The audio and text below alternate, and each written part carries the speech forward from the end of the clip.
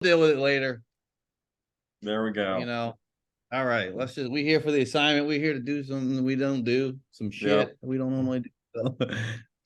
So, how was So, Hershey Park? it was good. It was actually a lot of fun. I got a lot of weird looks walking around with headphones in, but I mean, you were committed. You were listening in while you were at the park. I'm like, all right, I hear you.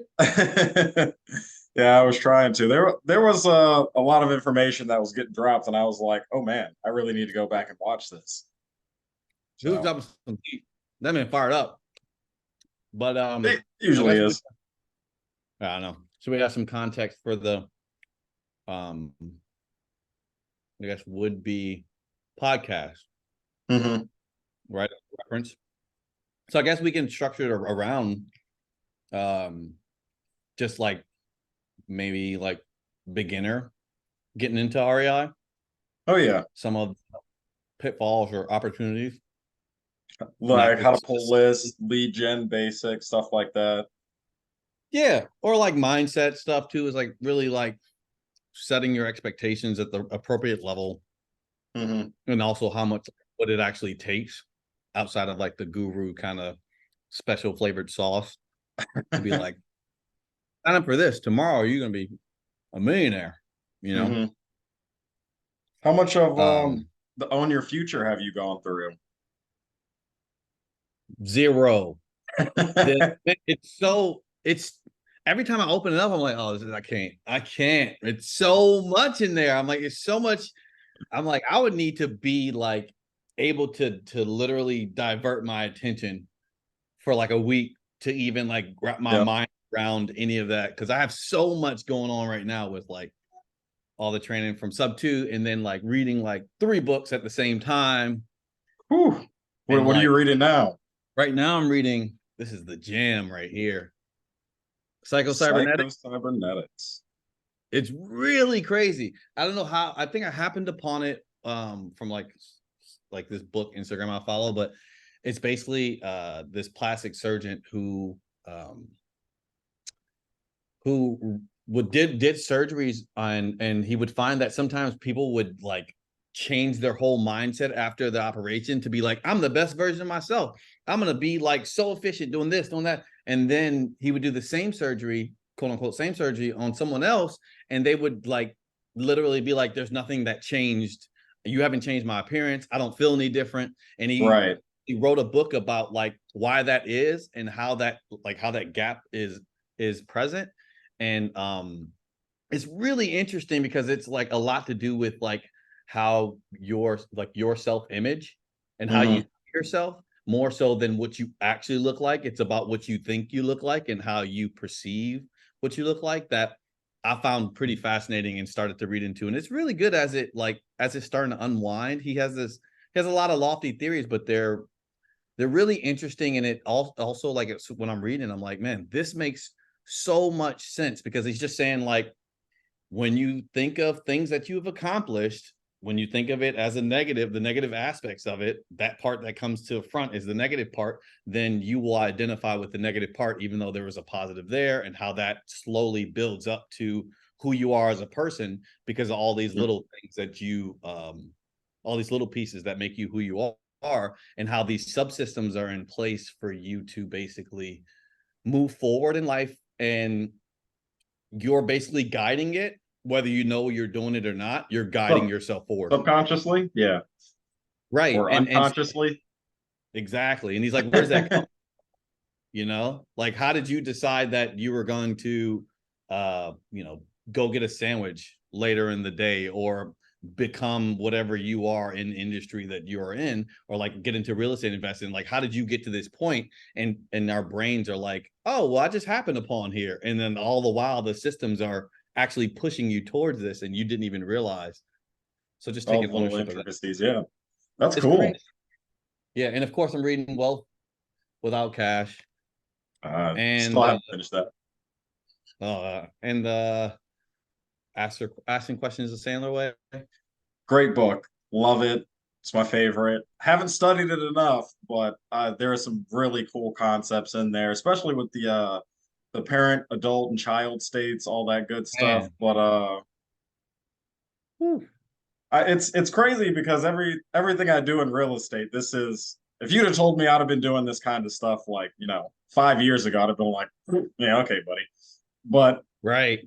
everything is like such the opposite of my entire life that now I have to branch out. I need to get out there and talk to people. I need to stretch all these muscles that I'm not used to stretching. And it's different. Right. It's definitely you need that mindset shift.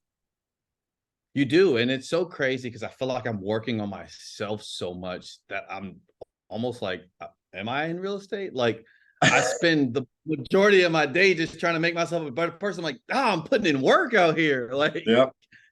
Yeah, there's days where I'm like, all right, need to be on the phone. I need to be doing this. I need to be doing that.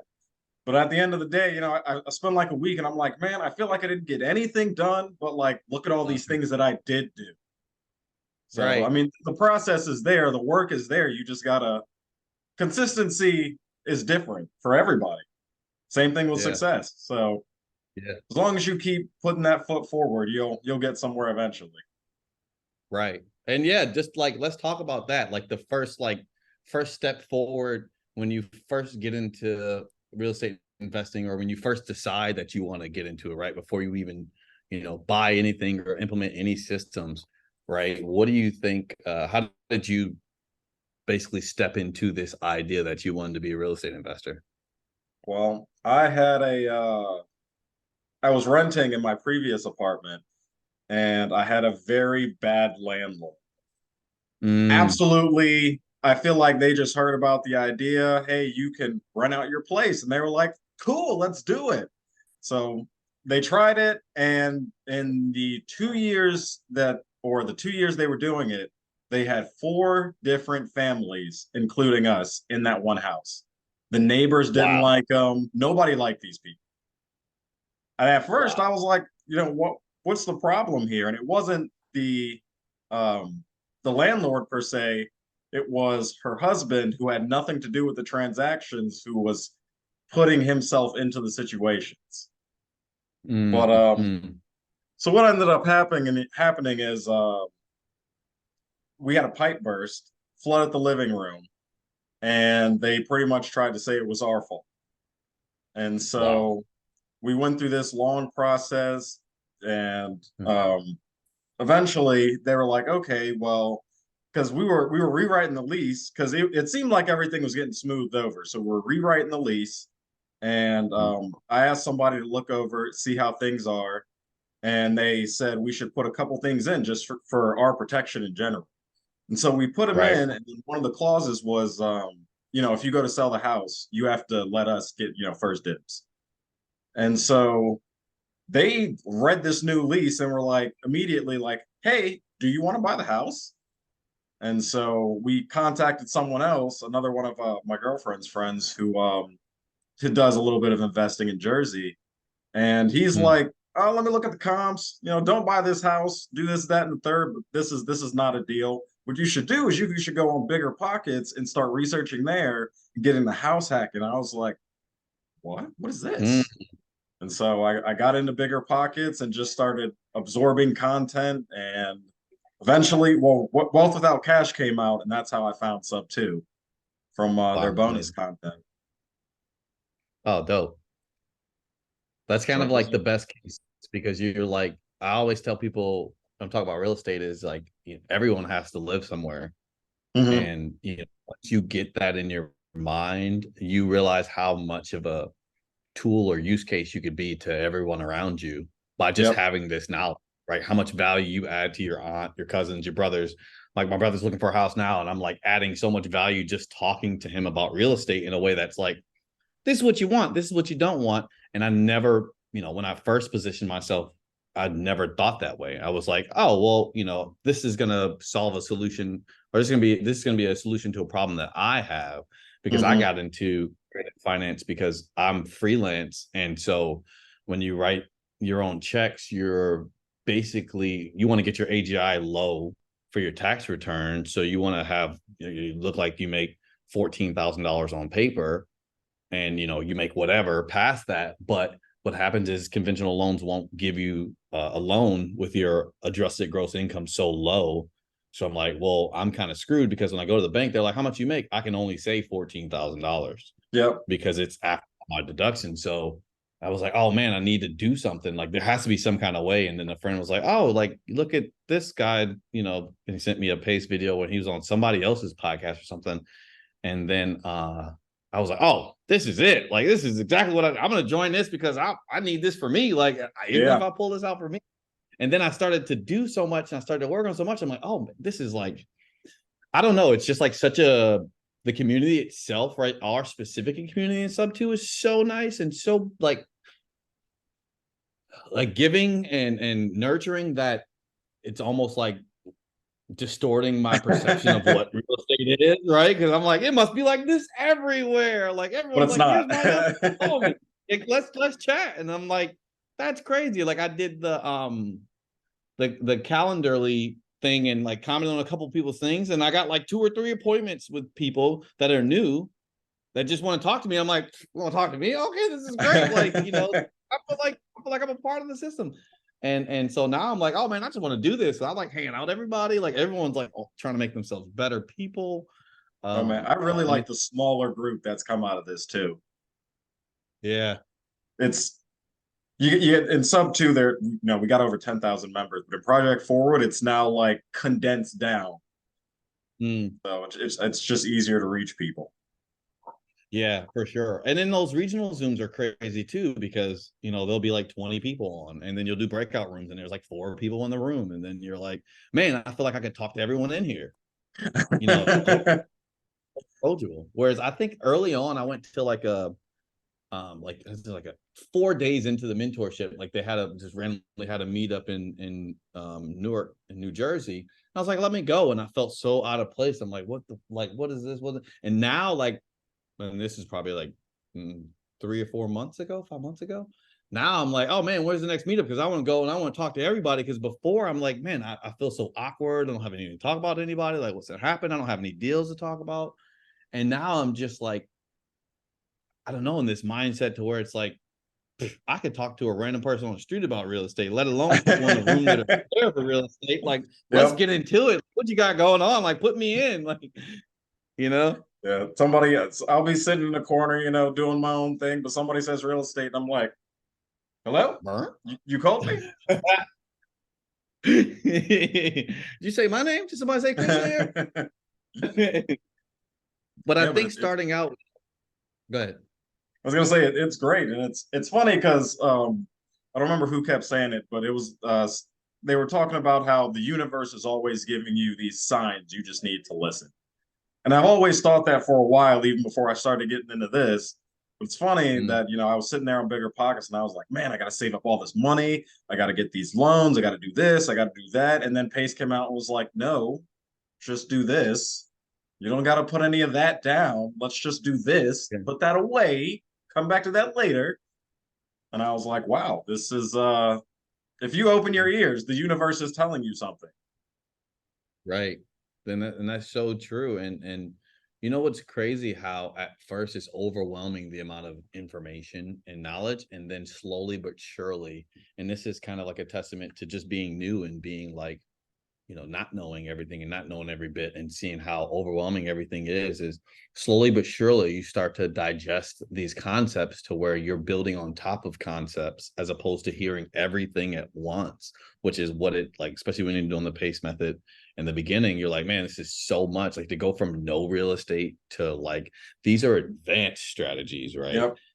And so in my mind, when I first joined, I'm like, I'm gonna be closing deals in 30 days, you know, and I was only putting, you know, 30 minutes a day, you know, into it, right? And not actually putting a lot of energy and effort into it. Not because I wasn't putting energy into it, but I was putting my energy into like my YouTube education, which is something completely different, which I, you know, starting out new, didn't know when they do like, you know, the daily dials in the morning or something like that, to where it's like, that's not the time, that's not your sales time. And so I could be 5, 6, 7 hours a day ingesting content and learning for Subto, but not actually being any closer to closing a deal because I wasn't calling people, or I was doing it during sales time, like the hours in which you would be selling. And so that's a really good point to when you're starting out to just be mindful of that. Just because you're learning it doesn't mean you're getting closer to closing your first deal without actually taking the steps to close your first deal. You know what I mean? Right, yeah. Because I mean, when you start making calls, you're really just chasing that no. You want to disqualify these sellers because you can't provide a solution for everybody. You just can't. It's not going to work every time. And Right. so, just the more people you call, it's really a numbers game. Yeah. And That's I that's really like definitely that something saying, I've like, been bad about, but I mean, I think some of the data, like I heard, I think I took a note when I was watching some of the Legion stuff from yesteryear, and they were, the KPIs for like how many people you need to call a day and how many people you need to talk to. And I think it was like if you have 25 conversations a day, you'll net about like one deal a month.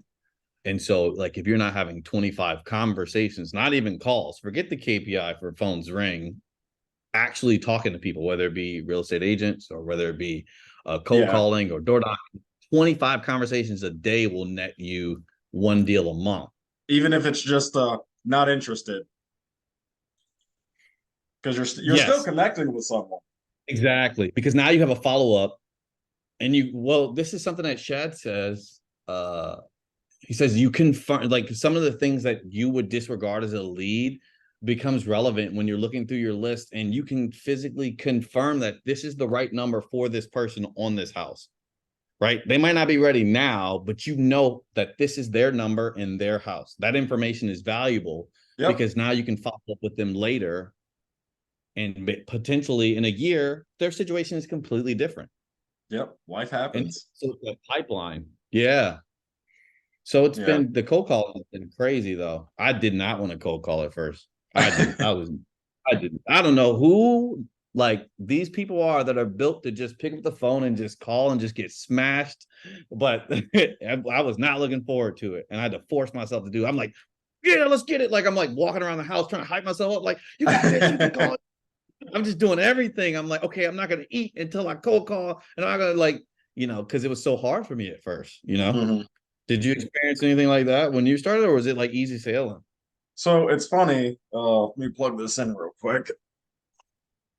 But I went to my first meetup, and they pretty much went, "Okay, here's a list. Start making calls." And I was like, Nice. "Okay, That's so okay, fun. hello." But really, it's not that bad. I'm over the It's not. fear of um, calling random people. Yeah. Follow ups are still kind of weird because I have no idea what to say to these people. But now that I'm using a Mm, dialer, it's much more out of my control. And yeah. when it beeps for someone connecting, so as soon as that beep comes, it's just like you're forced to do it now. So Right. it's really Yeah. taking that fear out of there because it's just like, there you go, here's a call. That's a really good point. That's a really good point because at first I was putting the number in to my phone and then pushing send. But with an auto dialer, something that people don't talk about is the fact that you're kind of like the phone connects and you have no control over it. Yep. And so you just get up and you just talk. Hand dialing, you can stop and walk around and be like, all right, I'm ready for the next one. With this, it's Yeah. like you hang up, and 5 seconds later, somebody else will answer, and you're like, oh no. That's a good point. Yeah, it was more of a mental thing. I was building it up to where I thought these people were going to be just like F you, F this, F that, oh my God. Like, but then when you get on the phone, especially with the auto dialer, I spend most of the day like wrong number, not interested, voicemail, wrong number, not interested, voicemail. I think the longest conversation I had was 10 minutes over like the last week for Mm-hmm. people. So that was like one person I talked to that was like interested and like giving me information about like, they weren't even the person I was calling. I just like parlayed it into like, you have anything you're looking to sell? And it turned into a conversation. But I mean, over that span of a week, and I was only doing 2 hour shifts. So 2, 4, 6 hours of auto dialer calling, which is like 100, 200 numbers. I mean, the thing was burring. I think I Yeah. had like 150 interactions, which was like wrong number is an interaction, a voicemail is an interaction, and like um do not call is an interaction. So when I actually have to do something as opposed to it just ringing and then Mm-hmm. nothing happening at all. And by the time I was ready, by the time I talked to somebody, I'm like, oh, thank God. Like, hello, like, talk to me. Like, how you doing? What you got going on? What's up? Because It's funny. Some of my longest conversations have not been about real estate and cold calling. It's mm, been people, I've asked about something. I had one woman who was like, I've been getting these calls for like 20 years. And I was like, oh, wow. She's like, you're looking for this person, aren't you? She's like, yeah, actually. And we just had a totally random conversation about some other crap. And I was like, all right, well, have a good day. this is cool. So That's fun because you get to practice on those people too. Like, you just can, talking. Yeah. yeah. And it's so strange because I feel like with real estate, when you're calling, especially when you're cold calling, or even if you're cold calling agents, right? Because I did that first to kind of like limp into cold calling people. And you almost feel like you're not on equal footing and that you don't know how to talk a certain type of way, or you need to have Hmm. this type of information or mindset to where it's like, oh no, it's just talking. And you've been doing it your whole life. It's not a big Right. deal. Yeah. And you could mess up, you could say the wrong things, you could give information that's like, oh, you know what, let me check back on that, let me let you know on that, blah blah blah. And once I realized that that was the sauce, talking, just being a person, and then not needing to know everything, it really helped me with picking up the phone. And now I feel like all facets of my life, I'm like, I'll pick up the phone and call anybody, like I don't care, Yep. like Oh, boy. Oh, so a little intruder right there. Yeah, she does that. But that's really interesting because there'd be some times where I didn't want to talk to people, like even outside of real estate, where it's like, oh man, I don't want to talk to this person, or I don't want to do this email because I'm a DP, I do videography. And so if I'm like out for a bid, I'll be nervous and I don't want to, answer the email, so I won't look at it. And now I'm just like, Hmm. man, whatever. Yep. Like it changed We're all everything. people. Like, it's weird to think that and like to have gone through my whole life without realizing that, but we're all people. Right. And when I really see it and really makes sense is if you have someone young in your life that don't pay bills and then they have to start paying bills, like calling like the energy company or calling the blah blah blah, and Hmm. they don't want to do it. I didn't struggle like that. Like I was totally okay with doing that. But to watch people struggle with that, I'm like, this is a very similar effect to where they just don't want to talk to someone because they think something different is going to happen, or I don't know what the fear is because I don't have that mindset. But I had it with the cold call, and I was like, like, what's this person going to say? What are they going to do? And then most of the time, the person's like, oh, you got the wrong number. And I'm like, oh, I appreciate your time. They're like, Yep. absolutely no problem. Have a good day. Like they're just nice people. You're like, oh my god, this is great. Yep. Yeah. Even when they, say triple dial, because you should do that for all of them, because it might not go through or they just might clear it. But that third dial, you expect them to be so angry and they just answer the phone.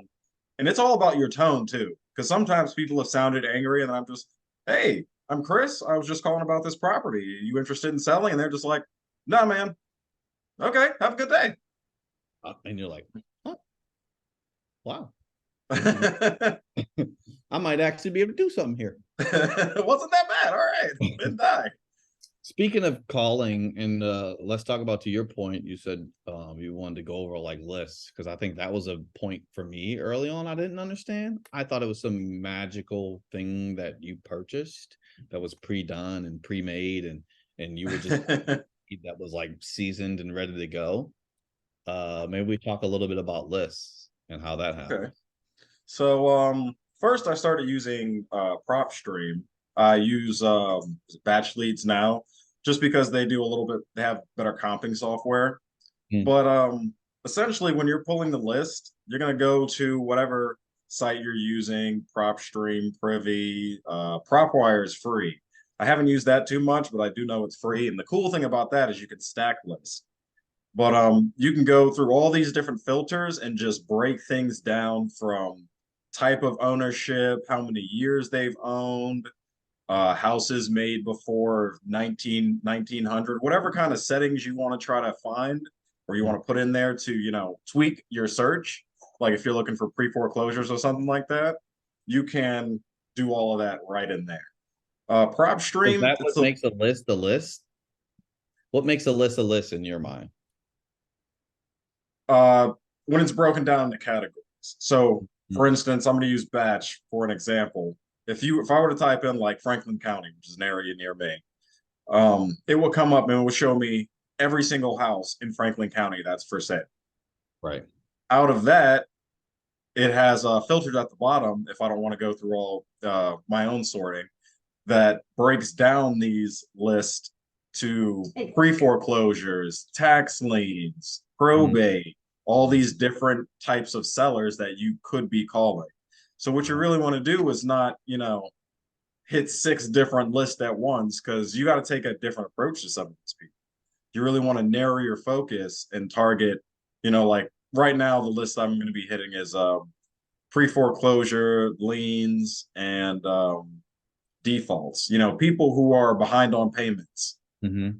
So they're all going to be in a situation where they really need help getting caught up, or, Mm-hmm. just some advice on what they could do.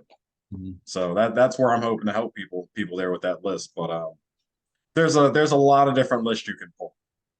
Yeah, and that's a good point. That also for lists on the auto dialers that I've used, they don't really separate it that much. But what I find to be the most helpful and successful in mind frame and mindset is to have like specific lists for specific reasons, like you were saying, like foreclosure.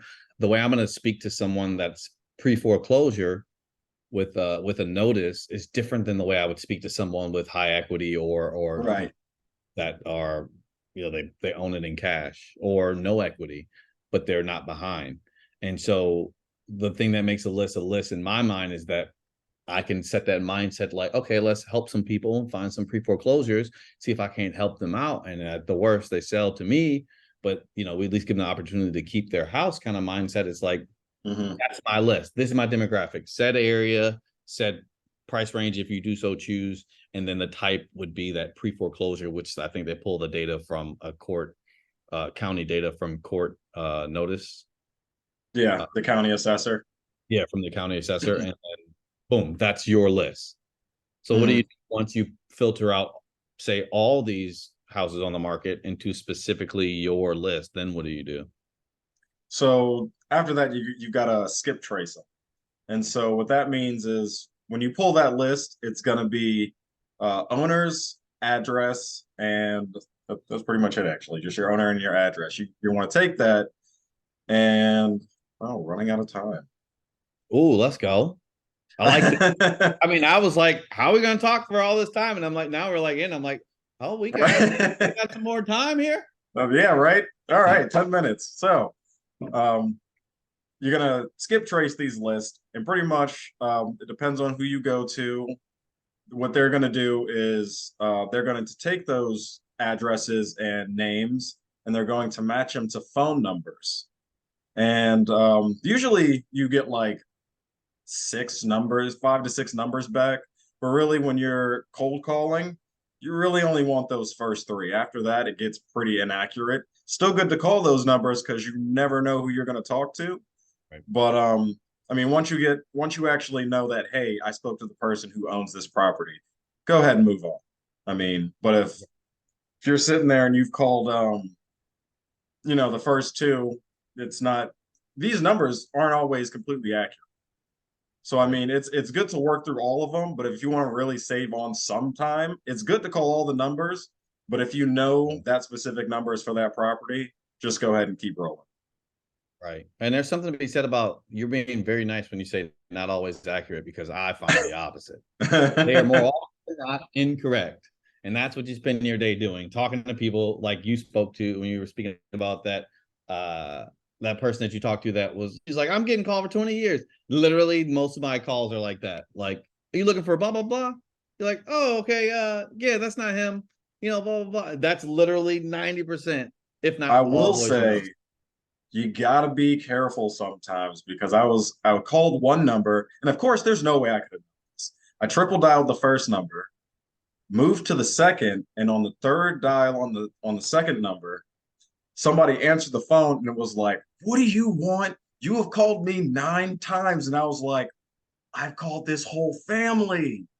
Oh no. Turns out That it wasn't even the person I was looking for. It was their dad. He's oh like, my wow. son owns that property, and I'm like, well, do you think he'd be interested in selling? Would he want to, work out a deal? Does he have properties he might be looking at? And he's like, no. Hangs up, and I was like, I'm not doing that anymore. But you know what's Yeah. really helpful when it comes to that? Because I was always afraid of those kind of things, which, obviously once it happens, you're like, that's not really a big deal. Is in the Sandler selling method when he speaks about who I and who I are, and actually distinguishing your role from your identity was really helpful in not just this facet of my life, but all facets in my life, to where it's like I was personally at gaining or losing value based upon my role, as opposed to having my identity be separate in my task or current job.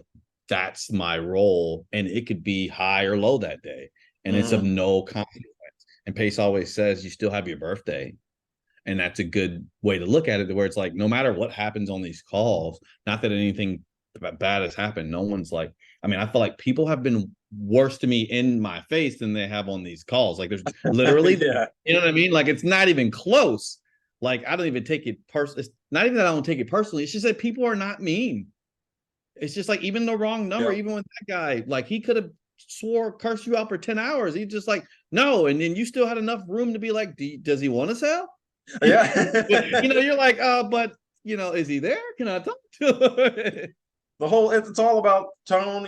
Keep your cool. Just because you blow up, well, they blow up, and you retort or respond back with a louder voice, Yeah. and it's just snowballing downhill from there. Nobody's winning in an argument.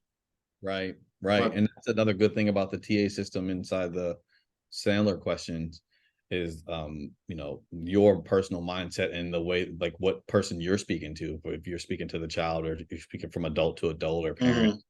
And that's also super helpful when it comes to my mindset, to where I even further myself identity wise from it. But now I'm to the point to where it's not even a thing.